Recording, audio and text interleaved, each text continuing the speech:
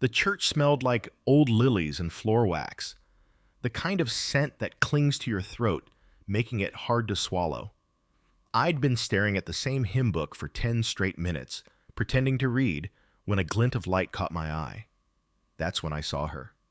My cousin, Leah, standing near the front pew, laughing quietly with one of Mom's old bridge friends.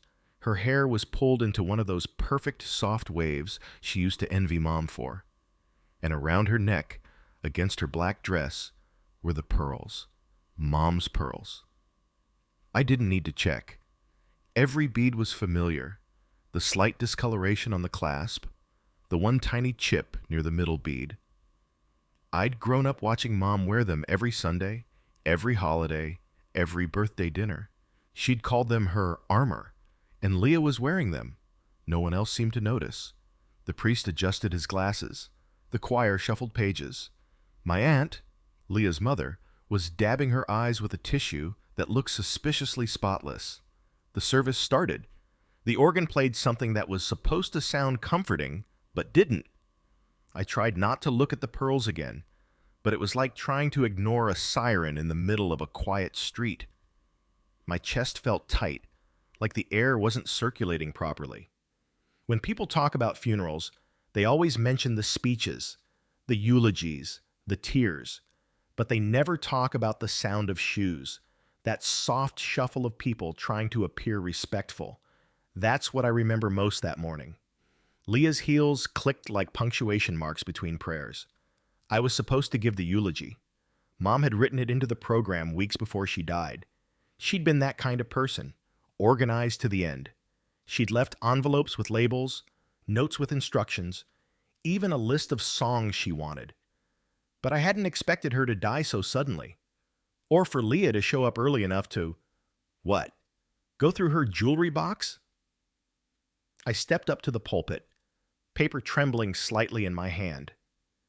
My voice sounded different in the microphone, drier, older. Mom wasn't a loud person, I began, but she had a way of filling a room. You always knew where she stood.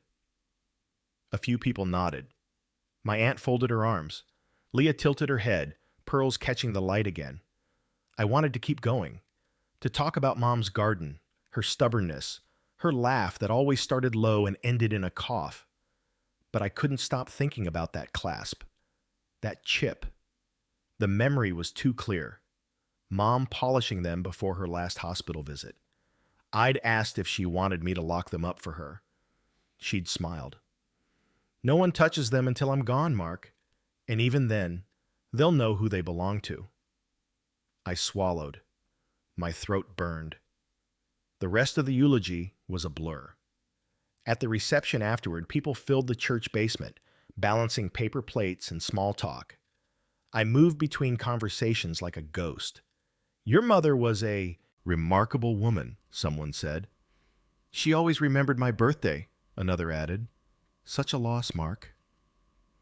I smiled, nodded, thanked them. All the words felt prepackaged, like condolence templates. Leah hovered near the coffee table, still wearing them. I finally walked over. My hands were shaking, not from anger yet, just confusion. Nice pearls, I said quietly. Her eyes flicked toward me, then back to her cup. Thanks. Aunt Helen let me borrow them. Aunt Helen, my mother's sister, Leah's mother. I blinked. Borrow them from Mom? She said Mom told her to keep them safe, for family occasions. Leah's tone was light, too light. I figured today counts. The room felt smaller. Mom didn't... I stopped. My voice cracked mid-sentence. She didn't give them to you. Leah raised an eyebrow. Are you sure about that? I stood there, staring at her. Around us, the murmur of voices continued, oblivious. My aunt laughed too loudly at something near the cookie tray. I could feel people watching, the edges of their glances brushing against me. So I smiled. The kind of smile that keeps you out of a scene. Sure, I said. Family occasion. And I walked away. The next day, the lawyer called. Mark, We'll be reading your mother's will at noon, he said. Small gathering, just immediate family. I hesitated. At the office? At her house, actually. She requested it be done there. Mom's house. I hadn't been inside since before the hospital.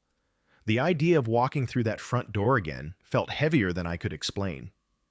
But there was something else now, something sharper beneath the grief. I wanted to know. If Mom had really said anything about the pearls, if Leah wasn't just being her usual manipulative self. When I arrived the next day, the sky was the color of dirty dishwater, a gray that seeped into your skin. Aunt Helen's car was already in the driveway. Leah's too, of course. The house smelled faintly of lavender and dust. Everything was in its place, which somehow made it worse. Her reading glasses on the end table, a folded Afghan on the couch, the ceramic rooster on the windowsill. The lawyer, Mr. Hensley, stood by the dining table with a folder tucked under his arm. His tie was crooked, which made him seem less intimidating. "Mark," he said softly, shaking my hand, "I'm sorry again for your loss." "Thanks." He gestured toward the table. "Why don't we all sit?" Aunt Helen took the seat closest to him, as if proximity might grant influence. Leah sat beside her, setting her phone face down on the table. I took the opposite end. The folder opened with a soft click. Paper shuffled. The air felt dense. "Your mother left a detailed will," Mr. Hensley began. "She was very clear about her wishes." Of course she was. He read the legal preamble, the usual formalities. Then he reached the part that made my stomach twist. "To my son, Mark." He paused, adjusting his glasses. "I leave the house, its contents, and my savings accounts to be used as he sees fit. I trust him to maintain what I built." A lump formed in my throat. I didn't know whether to feel honored or heartbroken. Mr. Hensley continued, "To my sister, Helen." I looked up. Aunt Helen straightened in her seat. "I leave the family recipes, the framed portrait from our childhood home, and the prayer book from our mother's collection." Helen nodded, pretending gratitude. I saw the flicker of disappointment in her eyes. Then came the line that cut through everything. "And to my niece, Leah." Leah leaned forward slightly. Her fingers brushed the pearls.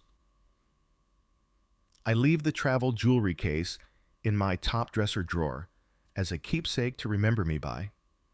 That was it, the case, not the jewelry inside. The silence that followed was almost satisfying. Leah's smile faltered. Aunt Helen opened her mouth but closed it again. Mr. Hensley looked up. "That concludes the primary bequests. There are a few letters she asked me to distribute privately." He handed me one, my name written in Mom's careful cursive. I waited until I was alone in my car to open it. "Mark, if you're reading this, it means I'm finally quiet enough to let you think again. Don't waste your breath arguing with Helen or Leah. They'll show themselves soon enough. The pearls were meant for you to decide how, when, or if to pass them on. You'll understand why I wrote that later. Take care of yourself first. You've always carried too much of this family's weight." It wasn't long. It didn't have to be. I folded the letter and sat there, watching the rain streak the windshield. Mom always knew how to say everything in the smallest number of words. That night, I couldn't sleep. Every time I closed my eyes, I saw the pearls against Leah's skin. I tried to tell myself it didn't matter, that Mom's words were enough. But grief has a way of amplifying injustice until it hums inside your ribs. Around 2 in the morning, I drove back to the house. The porch light was still on, set to its usual timer. I unlocked the door, half expecting to feel like a trespasser. But the air inside was calm, almost waiting. In her bedroom, the dresser drawer was open an inch. I knew it hadn't been that way before. The jewelry case was gone. I sat down on the edge of the bed. The mattress gave that familiar sigh. I could almost hear her voice. Let them show themselves. And they had. The pearls weren't just jewelry. They were a test, and Leah had failed it. Publicly, shamelessly. I didn't know exactly what Mom meant by, "you'll understand later," but I had a feeling it wasn't over. Not by a long shot. 2 days later, I got another call. It was Mr. Hensley again. "Mark," he said, voice unusually brisk, "there's one more thing. Your mother asked for a supplemental document to be read a week after the funeral. She said it would make sense after the first will." "A week after?" "Yes. I'd like you and your relatives to come back next Friday. Same place, same time." He hesitated. "She called it her clarity clause." I felt my pulse quicken. Her what? She insisted on the wording. Said if you knew her well enough, you'd know what it meant.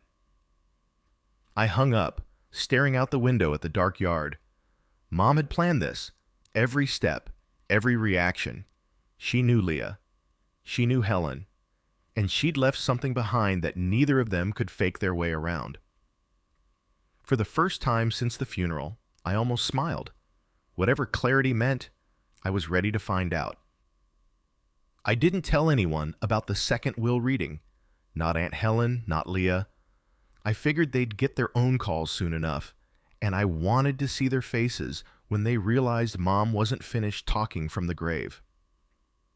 The week between felt like moving through wet cement. Every surface of my house looked wrong.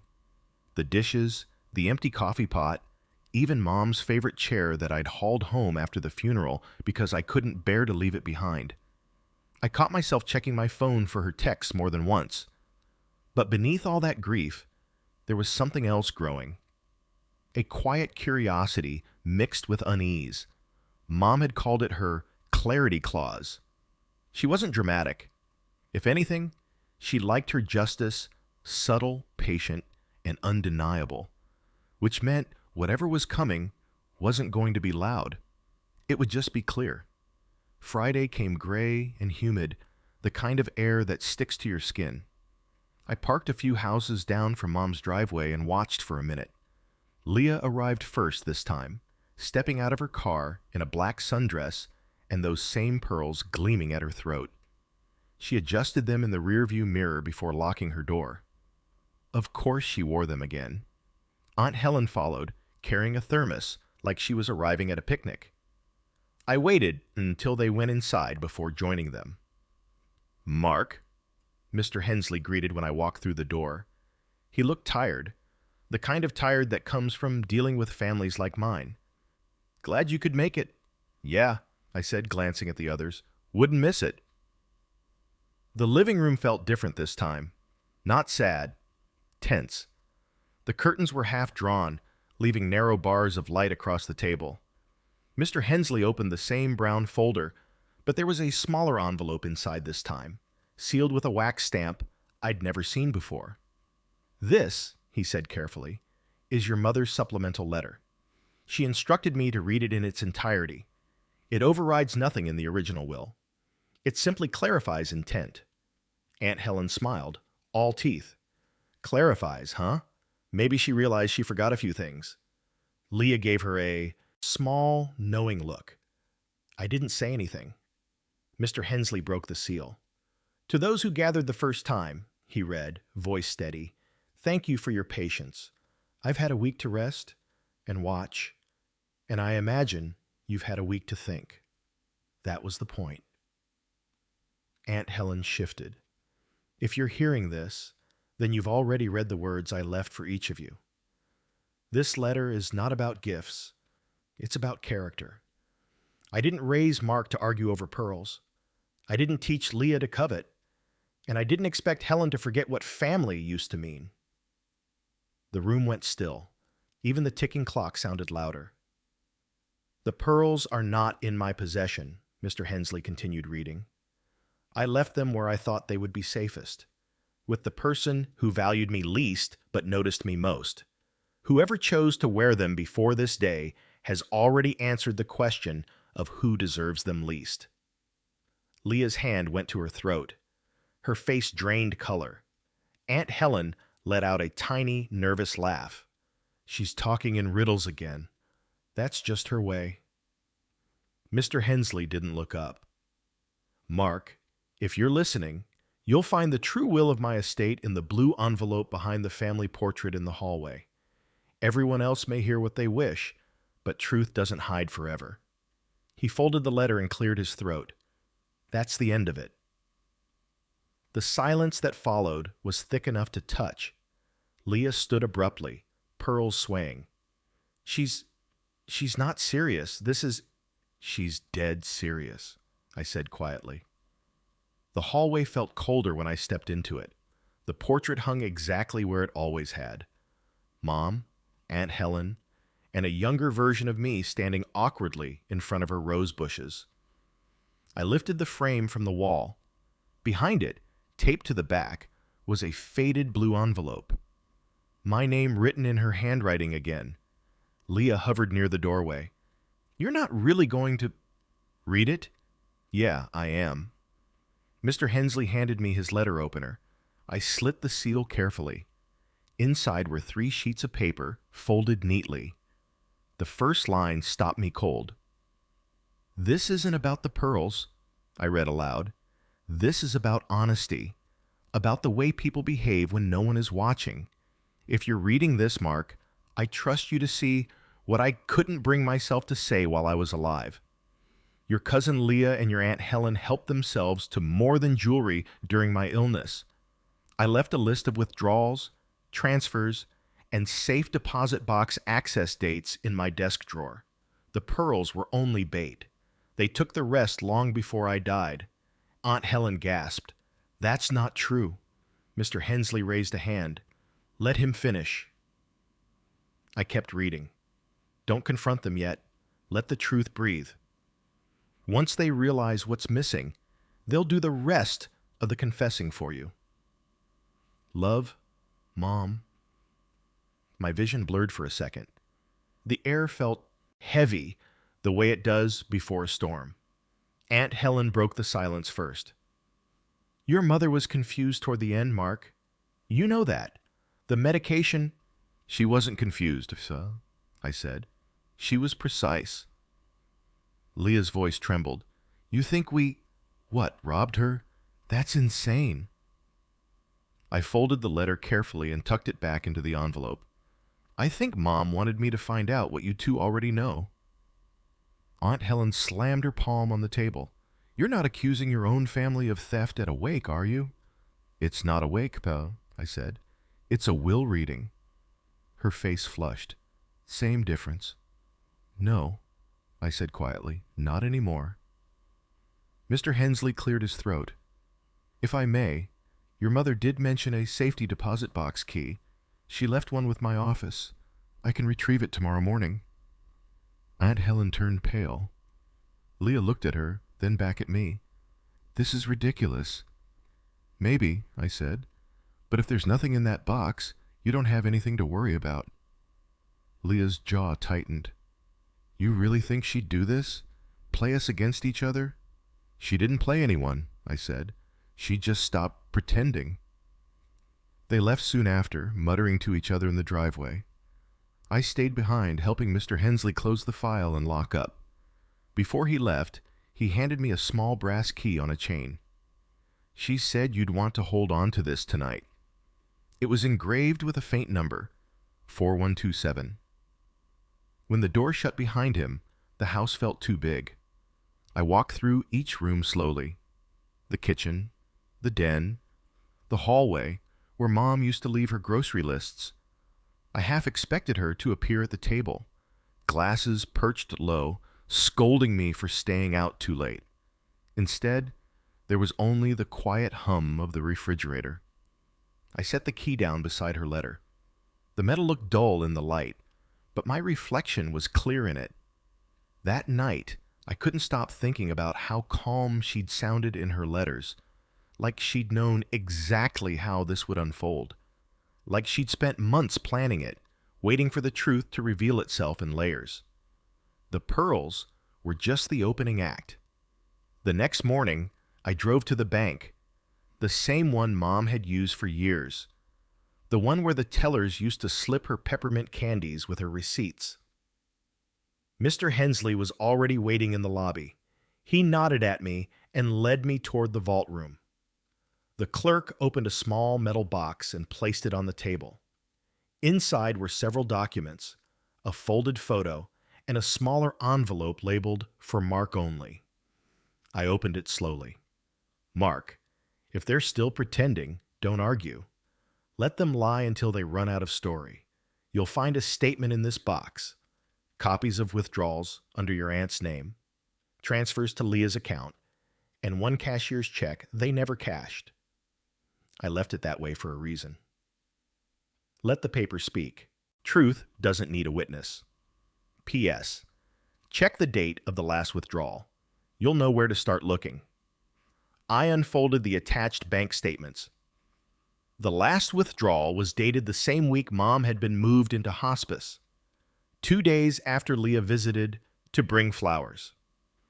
I sat there staring at the paper, the numbers sharp and merciless. I could have gone straight to the police.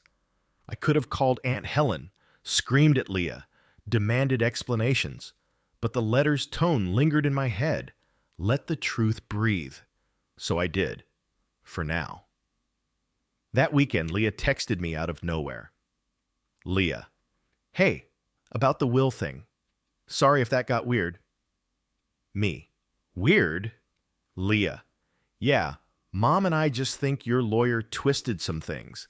Aunt Helen's really upset." Me: "He was reading word for word."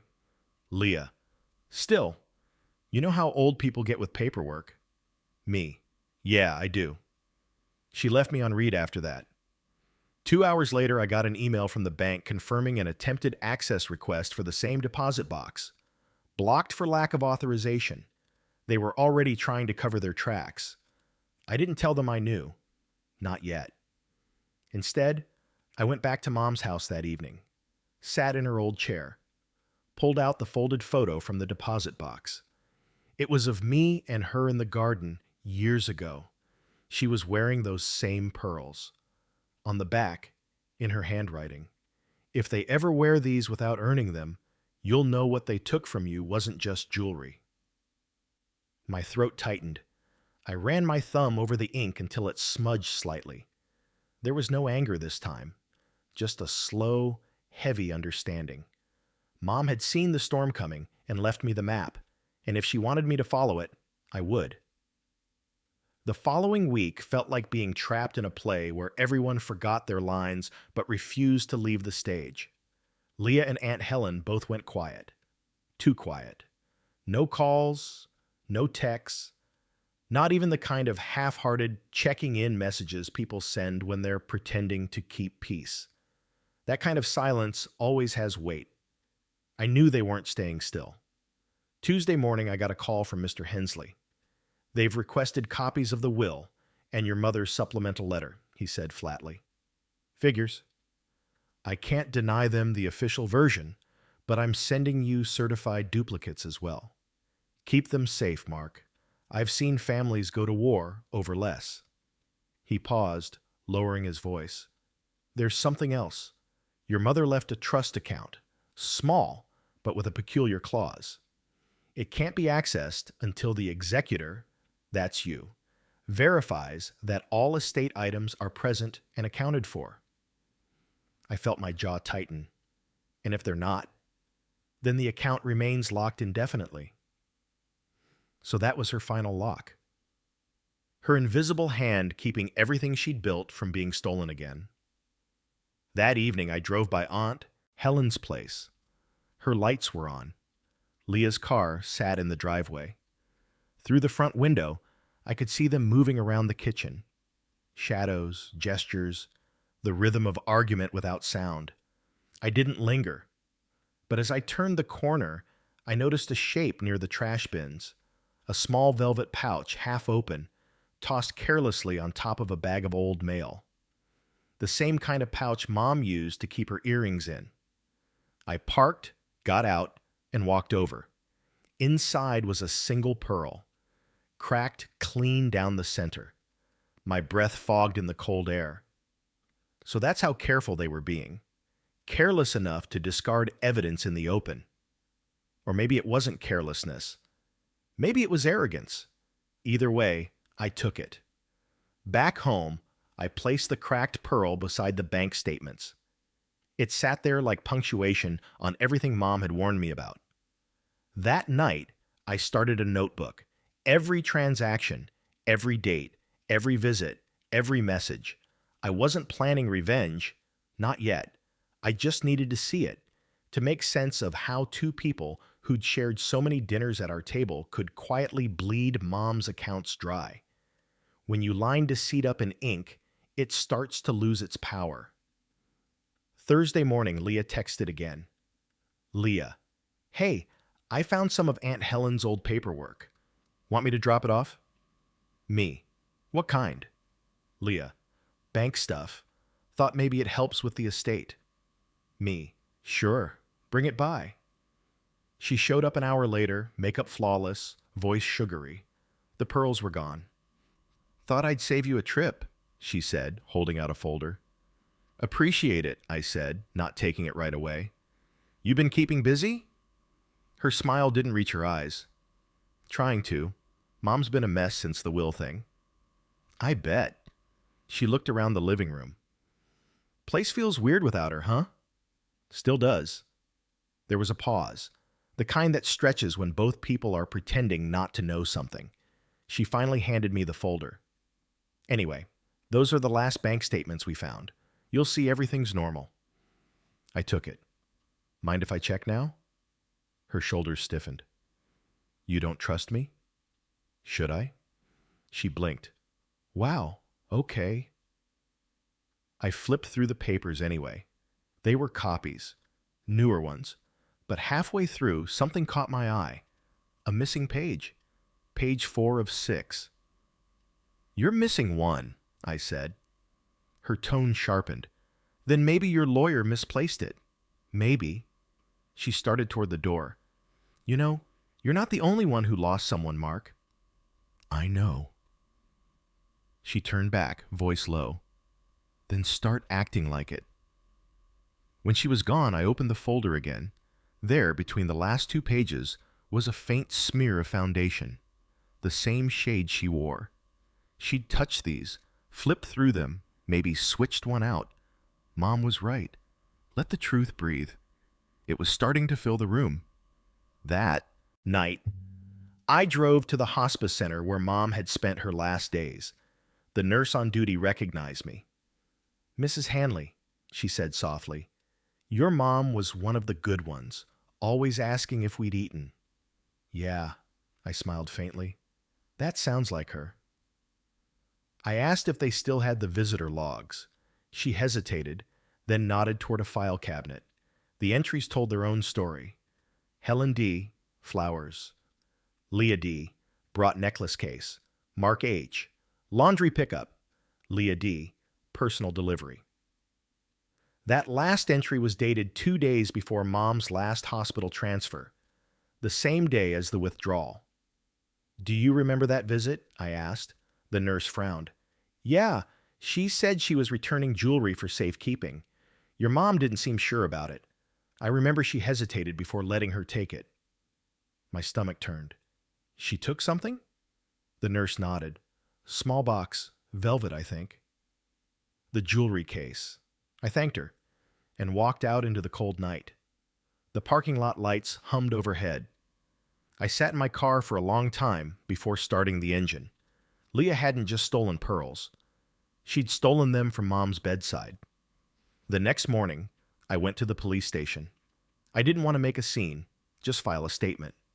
The detective on duty, a calm woman with tired eyes, listened carefully as I laid everything out.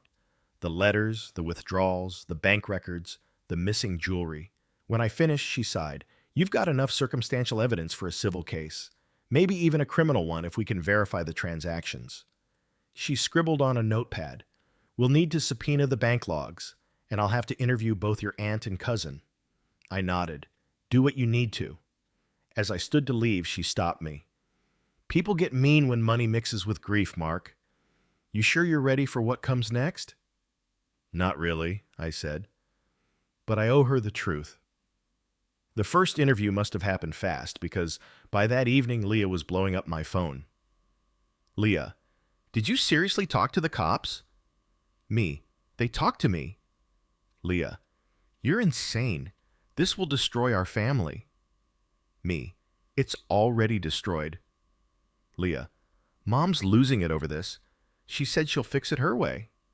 Me, she should have thought of that before borrowing from a dying woman.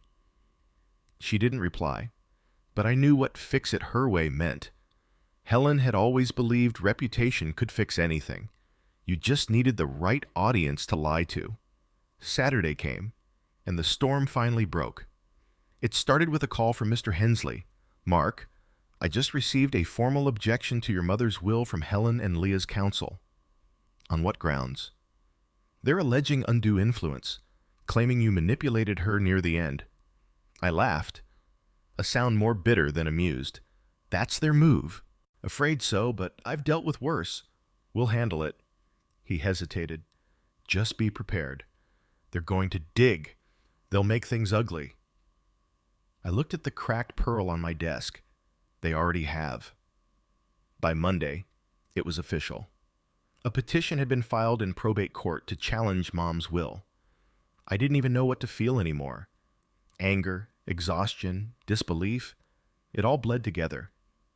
But as I sorted through the papers one last time, something new caught my eye. In the corner of one of the bank statements, a handwritten note, faint but unmistakable. Ask about the safe. I hadn't noticed it before. Mom had kept a small floor safe in her closet, mostly for sentimental things. I'd assumed it was empty after the house inventory. When I opened it, I found a small flash drive inside an envelope.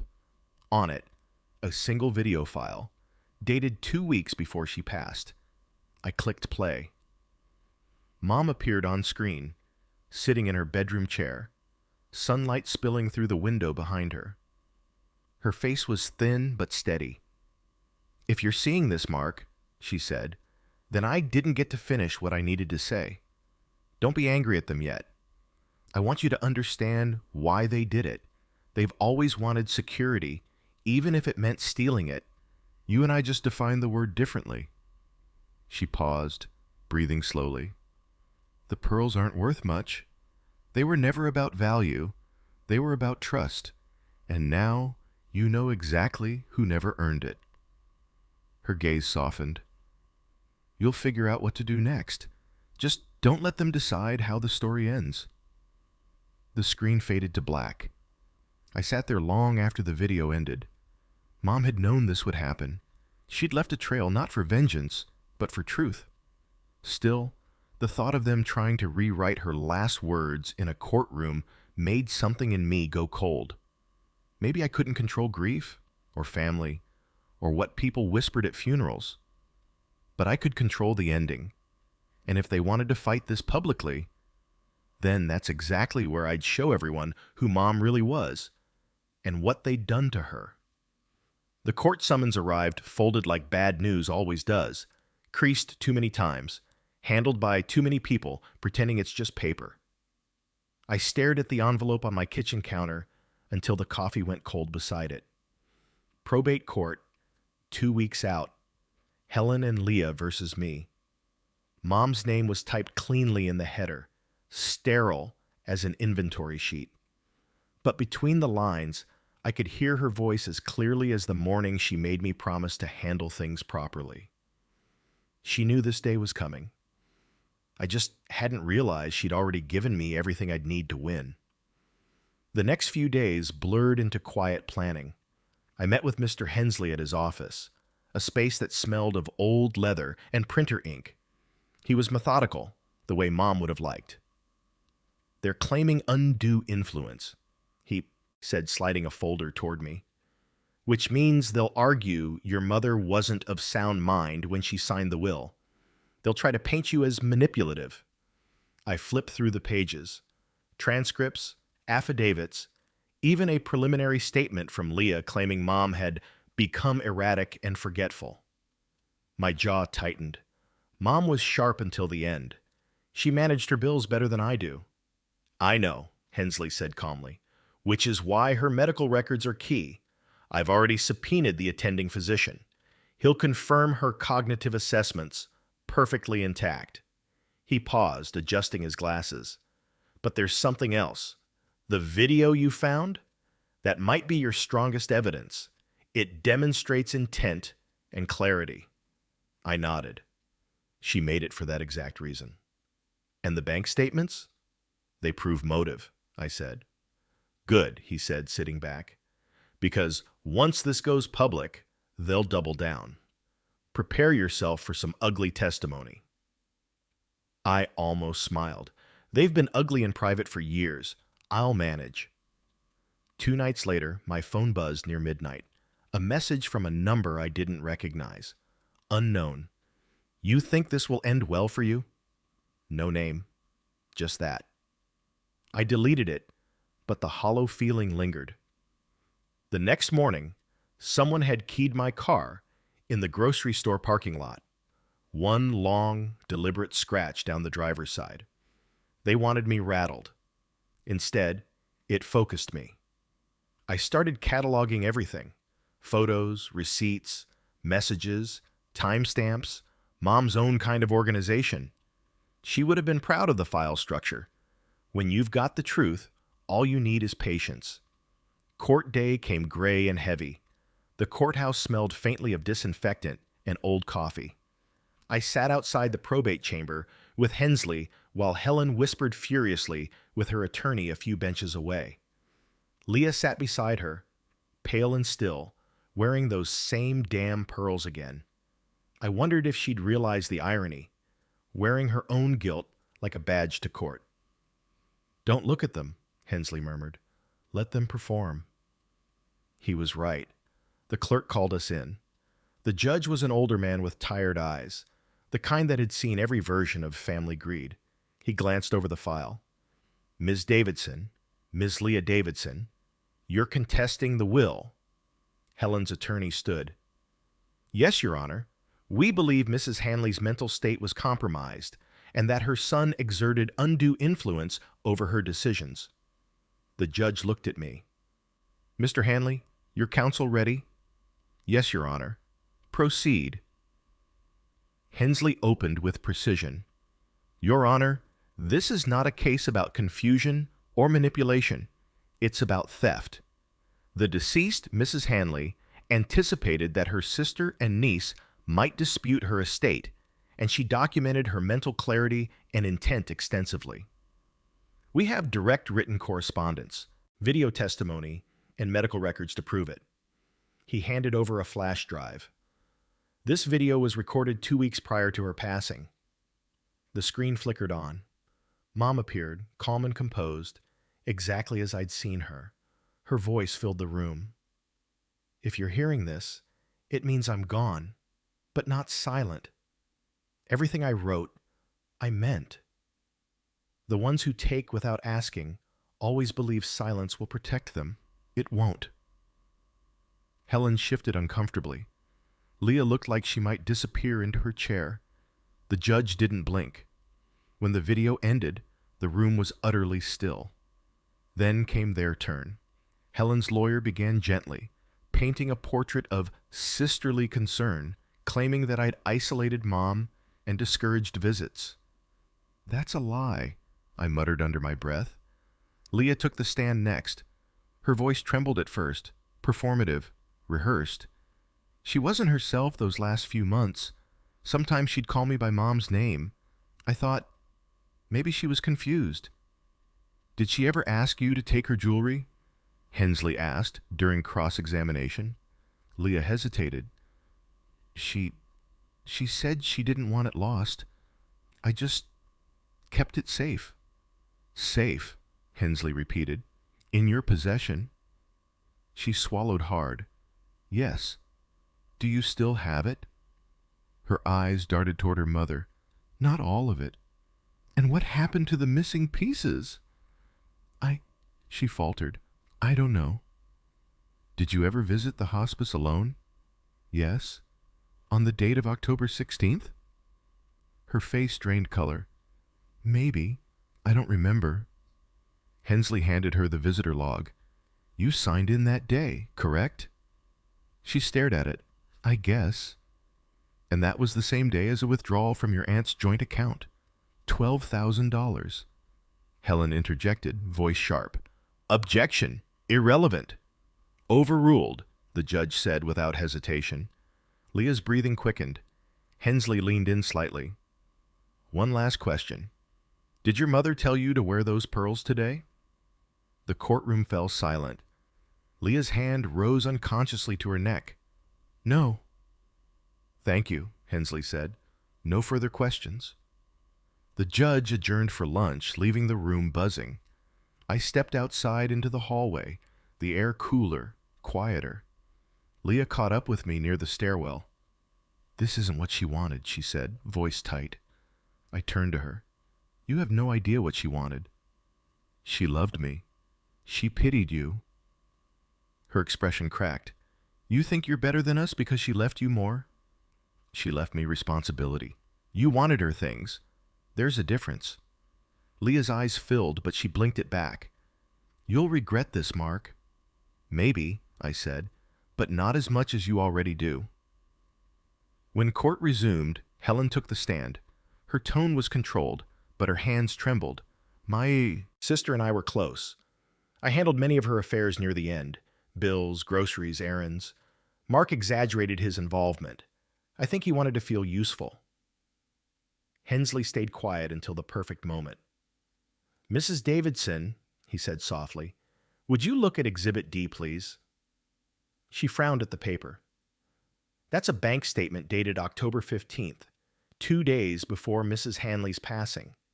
Does that signature at the bottom look familiar? Her face paled. I don't recall. It's yours, Hensley said evenly, and it authorized the withdrawal of $24,000 from her personal account. Did you ever return that money? No, that was... She told me to handle... Handle, he repeated. Meaning take? Her composure broke. I took what I deserved, after everything I did for her. The judge raised an eyebrow. Mrs. Davidson, please contain yourself. But it was too late. The words hung in the air like smoke. When the final gavel came down, the judge's decision was short and unsentimental. The will stands. The contest is denied. Mrs. Hanley's estate shall remain under her son's execution, as written. Additionally, given the testimony today, I'm referring the matter of unauthorized withdrawals to local law enforcement for review. Leah began crying. Helen just stared straight ahead, blank and furious. I didn't feel triumphant. Just still. Justice isn't loud. It just sits quietly where lies used to be. Outside the courthouse, reporters from the local paper had gathered. Small-town drama always finds a lens. One of them called out, Mr. Hanley, anything you'd like to say about the verdict? I paused, looked toward the cloudy sky, then back at the courthouse doors. Yeah, I said finally. She told the truth before she died. I just made sure people heard it. That night I went back to Mom's house one last time. The rooms felt softer now, the grief less jagged. I stood in front of her dresser. The empty jewelry box still sat there. I opened it, placed the cracked pearl inside, and closed the lid. The air smelled faintly of her perfume, like lavender and old paper. For the first time since the funeral, I spoke out loud. You did it, Mom. They showed themselves. But as I turned to leave, something caught my eye. A letter tucked beneath the mirror frame. My name again. Faint pencil this time. I unfolded it. Mark, if you ever find this, then I know you've done what I hoped. I left one more thing for you. Not money, not property. It's peace. Don't let them take it too. Go live now. Let my pearls rest. I smiled through the tightness in my throat. She'd always known how to have the last word. The morning after the verdict, I woke up before sunrise. The air outside my window had that soft gray stillness that only comes after a storm. The kind that feels like the world's holding its breath. For the first time in months, my phone was quiet. No lawyers, no reporters, no cryptic texts, just silence. I made coffee and sat at the kitchen table with Mom's last letter still open beside me. Go live now. Let my pearls rest. I read that line again and again until it stopped feeling like an instruction and started sounding like forgiveness. I didn't hear from Leah or Aunt Helen for a while after court. Word spread quickly in town. Small towns have short fences and long memories, and soon everyone at the post office, the grocery store, even the gas station had some version of the story. People stopped me quietly, at checkout lines, in parking lots. Your mom was a saint, Mark, one woman said. Another, can't believe family would do that. I didn't respond much. Gossip feeds on words, and I was done feeding it. But I still kept one ritual. Every Sunday morning, I drove out to the cemetery just to sit beside Mom's grave. The earth had settled by then, the grass starting to grow back in patches. The headstone was simple, just like she wanted. Her name, her birth and death years, and the words, she kept her promises. Sometimes I'd bring her coffee. Sometimes I'd just sit there, letting the wind through the trees do the talking. It took me a few weeks to realize the peace I felt wasn't from winning. It was from stopping. One afternoon, about a month after the case closed, a letter came in the mail. No return address, just my name scrawled across the front in hurried pen. Inside was a folded note. Short, almost childlike handwriting. I'm sorry. I didn't mean for it to go that far. She asked me to keep the pearls safe. I thought I was helping. Mom said not to tell you because you'd make it about money. I see now it wasn't about that at all. They're in your mom's rose garden, under the big bush by the fence. Leah. The paper smelled faintly of her perfume, the same one she used to wear at every family gathering. I sat there for a long minute, staring at the words.